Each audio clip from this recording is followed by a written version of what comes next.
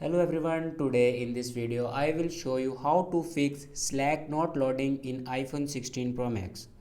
So first of all, before watching this video, don't forget to subscribe the channel and also press the bell icon. So let's start the video. First of all, checking your internet connection, it will be work properly or not.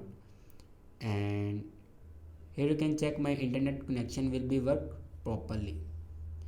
And after checking the internet connection, restart your iPhone. It can fix minor glitches. And restart your iPhone, press and hold volume down button and power button at the same time, and then slide this icon to right side for restart your iPhone. After restart your iPhone, your problem will be fixed. If it doesn't fix, then offload your Slack app.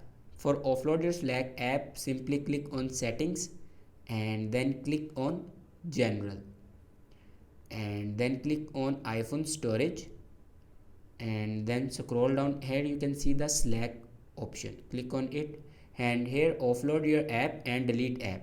After offload and delete app, reinstall your Slack app. Your problem will be fixed. So this is the way to fix Slack not loading in iPhone 16 Pro Max. Thanks for watching this video.